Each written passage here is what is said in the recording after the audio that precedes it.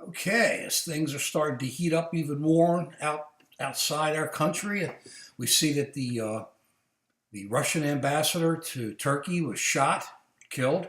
That's you're going to get in the middle of this Shiite Sunni fight. You're looking for trouble.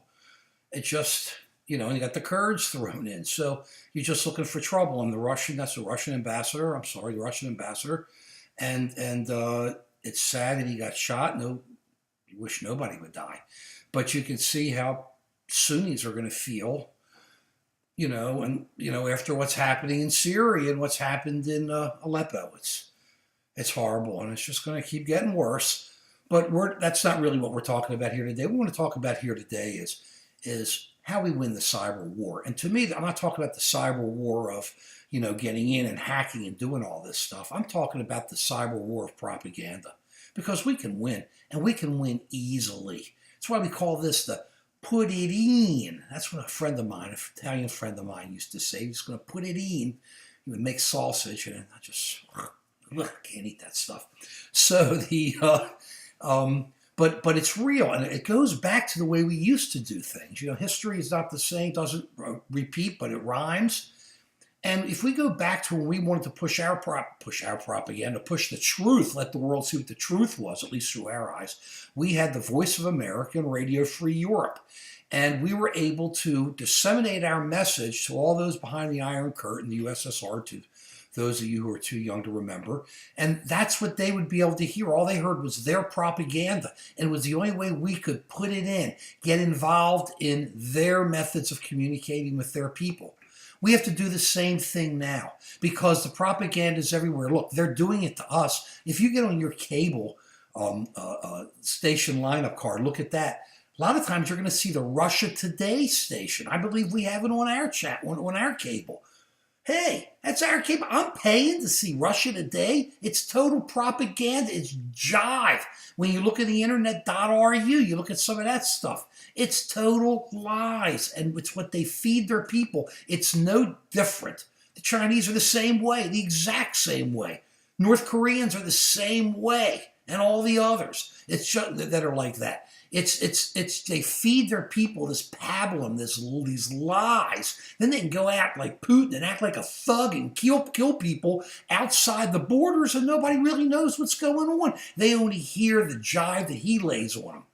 Maybe it's time for us to have our own new Radio Free Europe or a Voice of America and get involved in there. Let's put it in. Why don't we break down their internet barriers? The Chinese lock up their internet so their people can't see the real. And when they start talking, the Chinese start talking to one another. A lot of the citizens, they have these censors that come in and stop it right away and neuter it.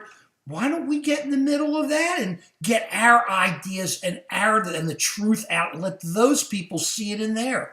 Why not in Russia? They got .ru here. They got their Russia Today or whatever it's called propaganda outlet here that we pay for. Why aren't we getting involved in their internet when they try to censor it? And we pump that information out. How can we not be able to do it? We got the smartest people in the world in this country.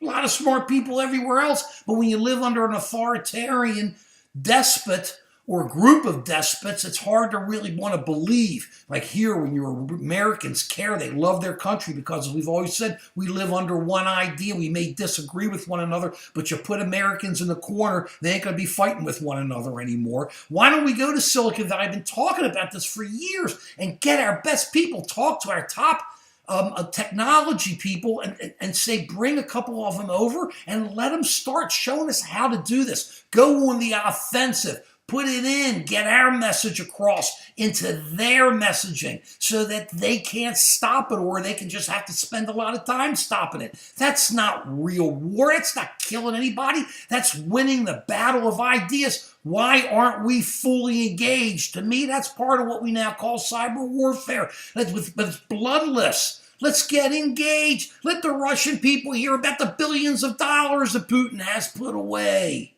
Let the Chinese people hear a lot of this stuff's going on. They're dead pigs in the water up in certain of their rivers. Chinese, great people. And the Russians, they are too. It's these leaders. So why don't we get the word out? That's what we should do. That's step one in winning this cyber war, and we can do it. And it wouldn't be hard. It wouldn't be expensive. It would really not cost the treasurer of this country much, and it would be no blood let anywhere. It would just open up minds, open up hearts, open up eyes, give new ideas to people who need them. That's how we start to win. Peace.